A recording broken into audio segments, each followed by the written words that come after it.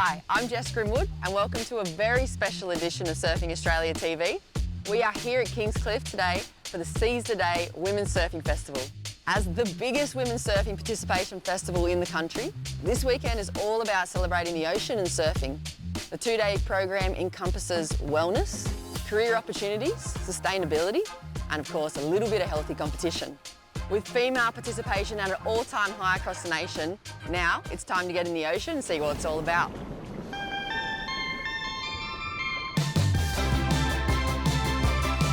Seize the Day is a massive festival all about celebrating the culture of women surfing. How far we've come, how far we've still got to go, but recognising just how awesome this sport is and how many women absolutely love it. Gathered here in beautiful Kingscliff, so incredible to be here with women surfers from all across the country. Really amazing vibes, tag team in the water, all of the hubs. It's like educational, it's fun, and it's competitive.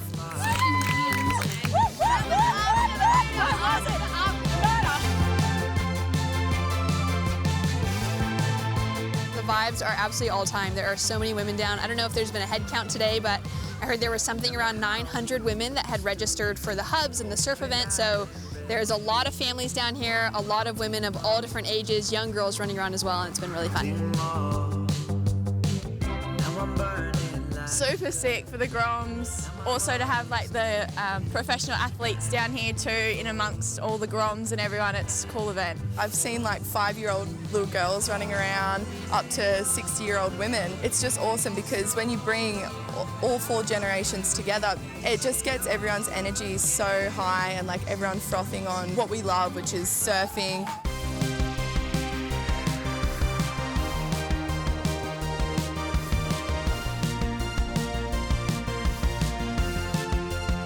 It's like really cool how you can just be like sitting in the tent and then Chelsea Hedges will come along and you start talking to her about the day. I think that's the biggest message of this festival is like, you don't have to be a Layne Beachley, you know, you can be just the little Grom down the road and come down and have a good time. It doesn't have to be serious, it's not about the winning, it's just about getting involved and, you know, having a great time with your friends and family. It's so good. Everyone's here to like support each other, cheer each other on, that's why I love it. There's no stress. I just remember when a professional event came to Bondi, I was beside myself. I'm like, oh my God, there's other women surfers.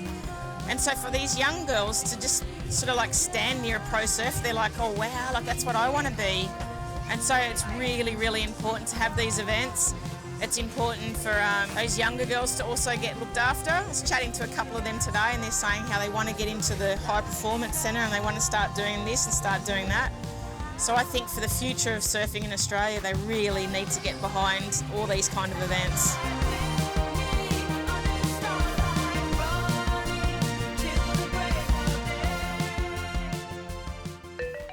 So we're here to play, we're here to participate, and we're here to learn. So we've got a surf event going on, which is more about participation than it is about competition. Then we've got this giant hub of information and education, from women in the industry to the environment to music, movies. It's all happening down here, and it's a really awesome vibe because we're elevating and celebrating women for what they do for surfing. Well, we've got surfers like Belinda Baggs that's giving talks this weekend that's going to be in the water, Ula Mayuski as well. Some that you've heard of, some that you haven't, but have really been able to embody that opportunity to create a lifestyle out of being a surfer. To be able to show women that they have an opportunity to be in the ocean, to be able to hear their voices and to speak on things that they're passionate about as well, to be able to see that women have a place in this world just as much as anyone else. I don't know many surfers now that only ride one type of surfboard, and that's sort of the beauty of it and the fun of being in the ocean is that you can, you know, grab a bodyboard, you can grab a longboard, you can grab a shortboard or a stand-up or even just go for a swim, and it's pretty rare you find someone now that just rides one type of board, and so it's great to celebrate all those different crafts and it makes surfing more fun as well because you're always on a board that suits the conditions. It's probably the only language that we don't really need to use our voices for. We can all come together as one, even if we don't speak the same language. We can all come to the beach, see each other surfing, we can give each other a shaka, and that means like, yeah, we're having a really good time. Seize the Day is one of the coolest events I've ever seen in surfing. I think what it's done really well is to bring so many different aspects of the female experience in the water and on land together in one place. And this area along the foreshore, it's like it was built for this event to happen here. Hats off to Surfing Australia and all the other people involved for bringing it together, bringing it to a cool community. As females, we love community. We love being a part of a group. And if we can connect, make friendships, inspire other people to get involved, I feel like that's what this festival's doing already, just being here. After the break, the longboard competition gets underway.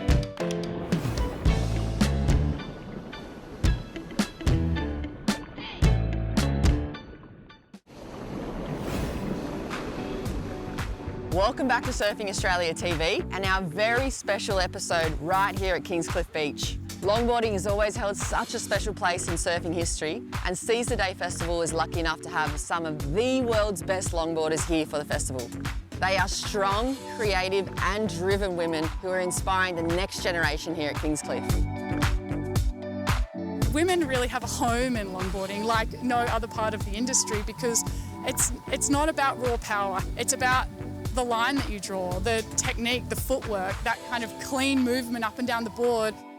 I think that for the approach to wave riding that women bring, style, flow and grace is the absolute crux of it.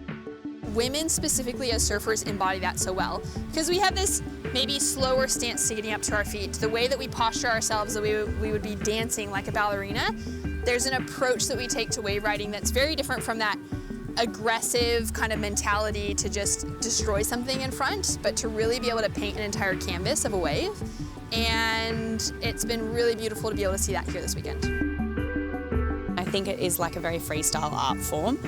There's no limits to sort of what you can do. It's not just hit the lip in an air. I mean, it's innovation, but in a different way of style. The lines people draw when they're surfing on a longboard is very individual. And it kind of makes you seen as a person, not just for your gender or what you identify as. So that's what I really love about it and surfing as well. I feel like when I'm longboarding personally that the wave is like a canvas, and you need to learn to flow with the wave, but you know, you're putting your little touches and bits of flair on it as you go, and being like trying to be quite graceful at the same time. So I think, you know, it is definitely artistic. So many different people are brought together through surfing to enjoy and celebrate our ocean, and then also be able to come together to stand up to want to protect it, you know, draw a line in the sand on all things that are harming our ocean and move forward. Here on the New South Wales North Coast, it's easy to be reminded about how beautiful our aquatic playground is, and also that we just shouldn't take it for granted. Belinda Baggs has been at the forefront of campaigning for environmental protection and is one of the key speakers as part of the Athiona Environmental Hub here at Seize the Day. She's one of the best ambassadors that surfing has. She was there for the fight for the bite. She's been activating on so many issues for the environment for a very long time. She co-founded Surfers for Climate. It was a brilliant idea to get it started and provide, you know, pathways for surfers to learn more about climate action, how they can be involved. To see over the last 20 to 30 years the shift and more females in the water, it's so important to focus on how are we going to save our oceans, how are we going to save our breaks, and making sure that we're looking at sustainable options, reducing waste into the ocean and building projects and infrastructure that support the ocean that we love. Having companies like Athiona highlighting the impact that everything has on the environment and ways we can minimise that impact is such a great panel to have, and it's such a good thing to have athletes from different fields and professionals from construction areas highlighting the impact we have just by surfing and everything we do, and knowing how to sort of minimise that impact in everyday life. With surfing, there comes so many different factors. It's not just about competing, it's about giving back. That's why it's really cool. There's so many different hubs. I'm learning a lot, even just walking around, like popping my head in and listening to other people talking about the environment, about women empowerment, It's amazing what they've done here, and I feel like it's going to encourage a lot of females to get in to not just surfing, but different areas of, you know, helping the environment and being a good person.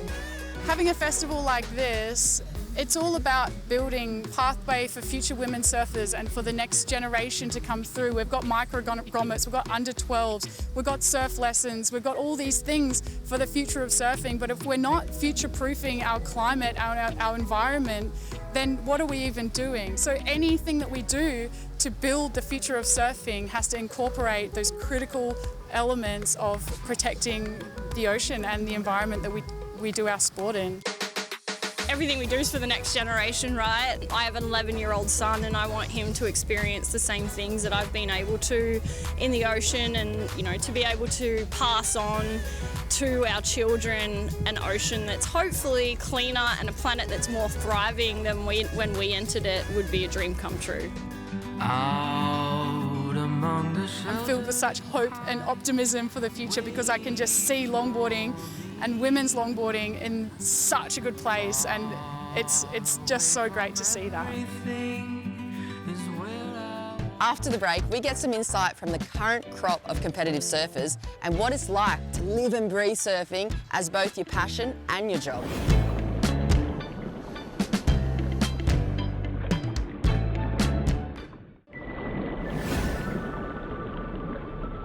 Welcome back to Surfing Australia TV. And one of the best parts about this whole weekend was the Celebrity Surf Challenge. Let's check it out. We did the Celebrity Challenge, so having all those competitors kind of show up. I think most teams had a world champion in there. We've got, I think, 4 different generations of surfers down here. We've got Layne, Pauline, Kate, Chelsea, and then myself, India, Robbo, then all the rest of the Groms. So yeah, it's just awesome. There's that old saying, a family that surfs together stays together, and you see it here. I think as the Suns, we're just so excited to be part of such a great day. Empowering women, getting women involved in surfing, it's so exciting to be able to say that, yeah, we've surfed alongside some world champs, so great. I feel like Skaz and I and Layne and Pauline, you know, we've had a couple of heats together now, and, you know, there's like, when you first retire, you really got that, you know, that, oh, I want to beat them, and now we're just such good friends, and, you know, we still have the banter, but, you know, it's about getting others involved now too. Like, I'm sure there is a bit of competitive spirit there always, you know, we always love to win, but it's about just, you know, enjoying it with other surfers and other people from outside our sport, really. So good. It's just such a gift to be able to be out there with only 4 other women and have a bag to yourself. It's unreal to be able to be down here today and just watching them do what they do, and it's, yeah, really inspiring for younger girls, obviously, in the sport.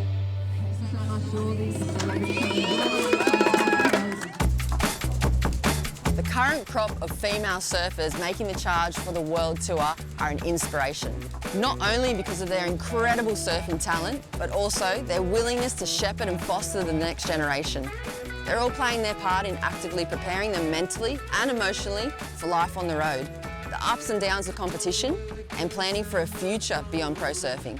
I feel like surfing was still really young, and now we're learning more about how you can actually give back as well to the younger generation. You know, it's as we're evolving, you know, a lot of surfers are now starting to give back, putting into the younger generation, and I feel like that actually gives me more purpose and happiness than just going out and putting a rashie on.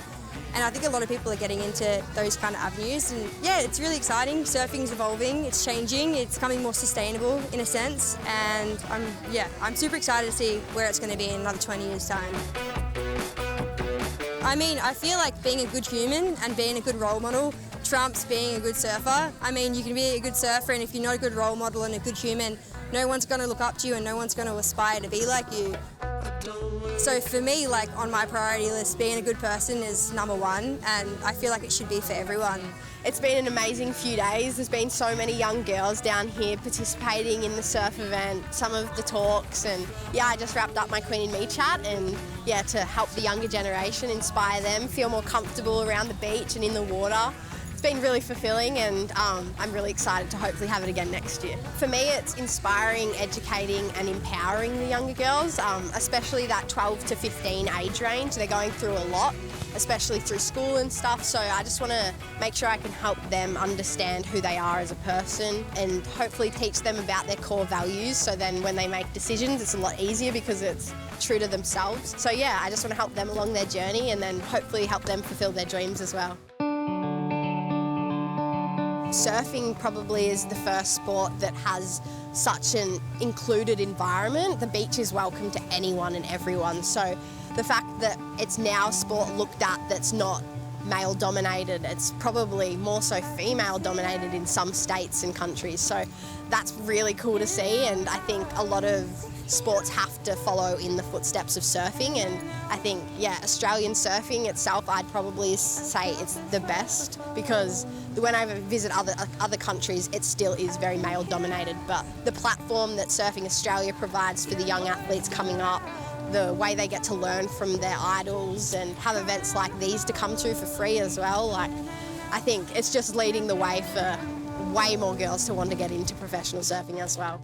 This festival honestly has just gotten my froth up so much because I have experienced burnout the last few years, and it's gotten me amped up again to be in a competition environment. Makes me look forward to maybe competing again one day.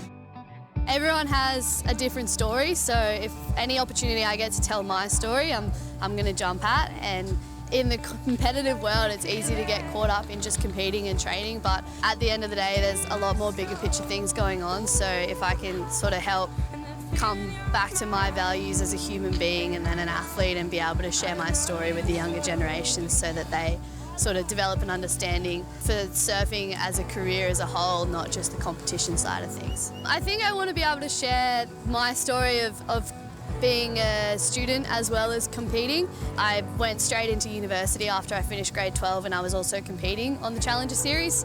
Now that I've finished my degree and qualified for the World Tour last year, I think it's really cool to be able to send a message to the younger generation that you can do both. It doesn't have to be all surfing, all training.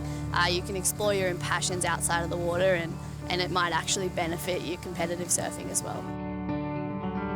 Well, I've got friends all around Australia and all over the world who surf, and we see each other. We might only see each other once a year, but our connection and friendship through this one sport that brings us all together, whether it's competing or just travelling, it feels so great when you know people throughout the world that are there to support you, and then you end up surfing better because you're around someone that's pushing you. So it's a real sense of community. Growing up, I wish there was something like this, an all-inclusive of all-ability surf contest for women, where you don't have to worry about how you perform out there. It's just being part of community and feeling accepted. And so often when I used to compete when I was younger, I'd feel imposter syndrome, but you go to a place like this and you can be whoever you are and be welcomed.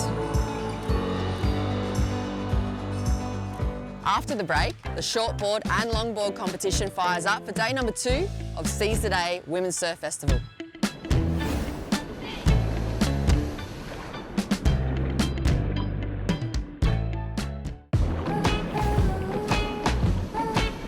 It's been an incredible 2 days of surfing and festival here for Seize the Day at Kingscliff, all centred around sharing that love and passion for surfing and the ocean. But there is also a surf contest to be decided. So let's see who was able to take out the very first trophies for Seize the Day Women's Surf Festival.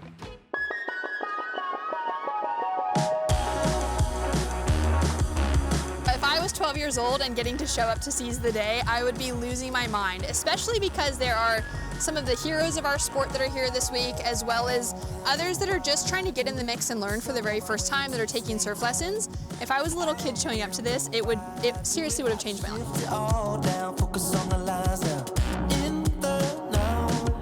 I'd just like to thank Surfing Australia.